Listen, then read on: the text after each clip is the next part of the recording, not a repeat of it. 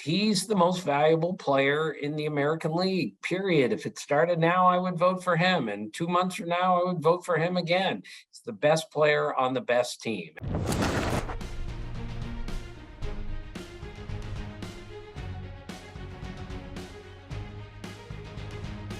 Tim Kirchin covers baseball for ESPN. He's the Hall of Famer now.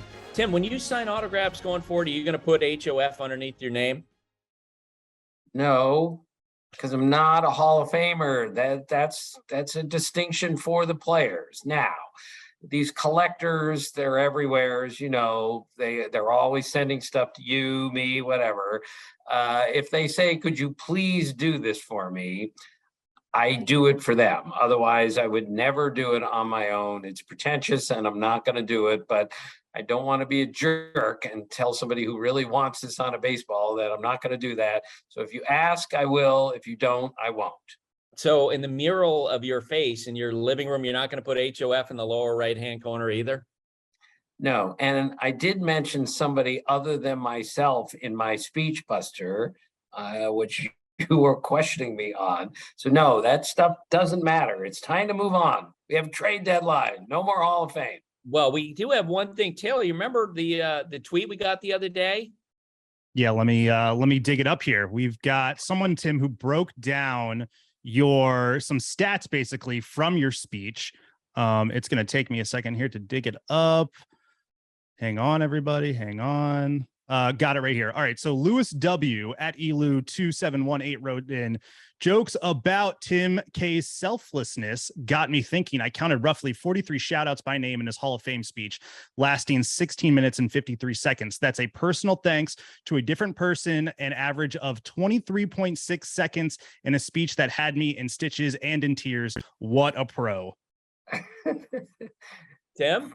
Well, that was the hardest part of the speech, to make sure that I thanked all the proper people, from sports editors, people at ESPN. And I even thanked Buster, which really took a lot for me to do that. So thank you to that guy for the tail of the tape or whatever the heck that was. Seriously, all kidding aside, it was very important for me to make sure all the people that I've come across who've helped me so much in my business, including Buster, got a bit of a shout out or whatever you call it. I appreciate it. And man, yeah, we've gotten a lot of mileage on the podcast about your alleged selfishness. That's for sure. Self-centeredness. All right, let's talk about Aaron Judge because we haven't had a bunch of trades. We'll start with that. Over the weekend, he went nuts. Over the last 2 weeks, he's been going nuts. Tim, he's on a pace for 66 homers. He's on a pace for 137 runs, 143 RBI. He's going to reach base like 260 times. Is he changing your thoughts about the American League MVP? No, I've never changed. He's the most valuable player in the American League, period. If it started now, I would vote for him. And 2 months from now, I would vote for him again. He's the best player on the best team. And I love Shohei Ohtani, and I understand he has his own category, but that's the MVP. Buster, going into yesterday, he had hit 9 homers in the second half. That's more than 17 teams had hit. He has 9 multi-homer games this year. No Yankee has ever had 9 multi-homer games in one season. And we have 2 months to go. His 42nd homer was number 200 in his career. Only Ryan Howard needed fewer games to get to 200 homers in Major League history. He has been stunningly good. 4 walk-off hits this year, having no walk-off hits coming into this season in his career. 4 walk-off hits, 3 of them homers. He's the best player and the most valuable player in the American League for me. So the other day, before our broadcast of the second game in that series between the Yankees and the Mets, I asked Aaron Boone, why are opposing teams pitching to him? I asked other people in the Yankees that, and you know, there was a lot of talk about, well, Anthony Rizzo's a really good hitter too. Tim, I still wonder why you would pitch to him. And then on Saturday, after seeing Judge, do his magic on Friday, the Royals walked him twice Saturday and twice on Sunday. I got to believe we're going to see more and more of that as we go along here. What do you think?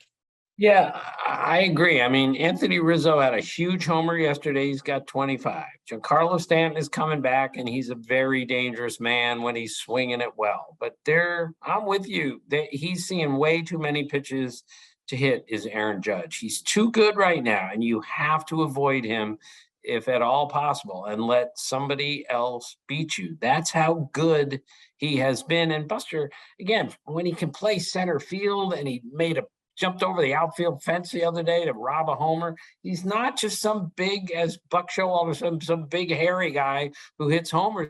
He's hitting close to 300. He's playing really good defense. He can run. There's nothing not to like about the way that guy's playing. I think the better the year that he has, let's say he hits 66 homers and he wins the American League MVP, and he continues to put these massive numbers and he has a huge postseason. I think the better the year he has, Tim, reduces the likelihood he's back with the Yankees, because I think all of these things that he's accomplishing now inevitably are going to inspire rival owners to take a look at him and say, I want that guy to be the face of my franchise, and to have that, one or two other owners jump in and blow the Yankees offer of $213.5 million in the spring out of the water. And I don't think I think the Yankees will improve their offer, but I don't think they'll chase him in a big way. In other words, we heard in the spring that they were miles apart from signing Aaron Judge. Judge certainly has made his case by betting on himself during the course of the year. If this goes to, 300, north of 300 in the bidding for him in the offseason, I don't think the Yankees are going to chase him. And I think he's going to potentially wind up with another team. What about you? Well, I'm confused by the whole thing. Let's say he hits 66 homers and the Yankees win the World Series. How in the world do they justify not re-signing somebody who's done everything correctly through his entire Yankee term? What if he hits 66 homers and the Mets win the World Series and the Yankees get knocked out, and now the Mets are the best team in Major League Baseball? How do the Yankees justify letting him go then? So I think there are two scenarios where the Yankees say, we're going to have to go over 300 million. We're going to have to overpay because we have to bring him back. So I think there are two distinct ways of looking at this. Your way makes all the sense in the world, and yet they're still the Yankees. And how in the world, with all their money and resources, do they allow that guy to get away? I'm confused by the whole thing. I can't wait to see what happens. All right. Not a lot of trades so far. The biggest one, I think, to this point, Luis Castillo going from the Cincinnati Reds to the Mariners. I was talking with an evaluator who was involved on the periphery in these conversations, and his team had some frustration that they didn't get a lot of traction at Castillo. And then they heard the return to the Reds of essentially, three of the Mariners' top 5 prospects in that deal. And this evaluator said, yeah, okay, that makes complete sense. I totally get why the Reds would make that trade with the Mariners. What was your take on that deal? Yeah, that was a complete haul for the Reds. And in a rebuild, that's exactly what they needed to do.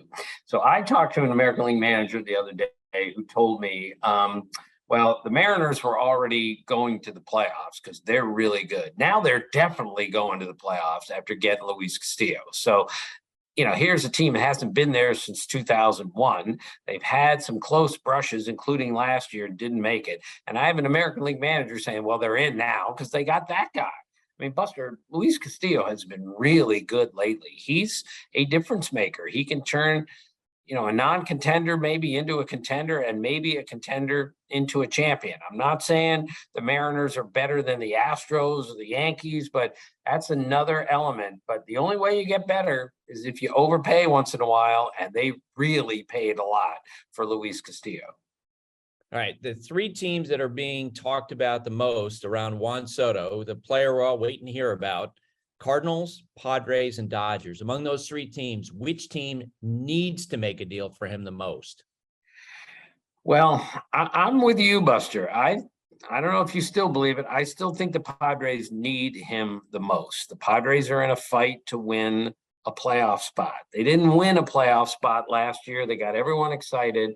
And I think you look at their lineup, even when Fernando Tatis Jr. comes back, and I think they're a bat short.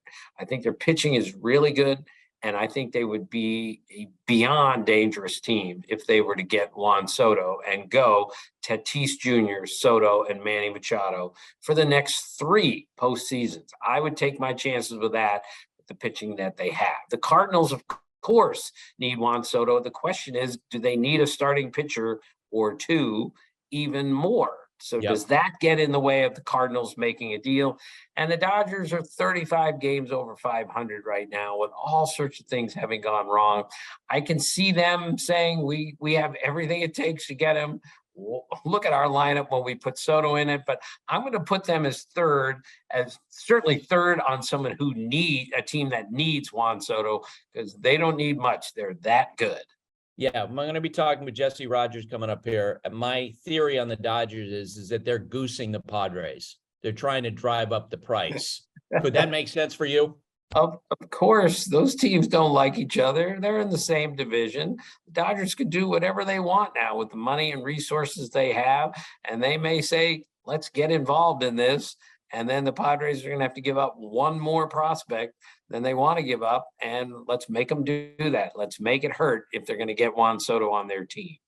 Last night, it looks like Willson Contreras played his last game with the Cubs, and he's going to get traded probably sometime on Tuesday, based on what I was told over the weekend. The teams most mentioned in regards to him, the Rays, the Astros, the Padres. When I've done radio about Contreras over the weekend, Tim, I've mentioned that, look, he's an all-star, 3-time all-star. He's a terrific offensive player, but I hear this over and over and over again from interested teams or teams that have at least taken a look at him. His defense is a concern, and they worry about, a catcher coming in and trying to meld with the pitching staff with just 2 months to go. What have you heard? Yeah, that's really hard to do.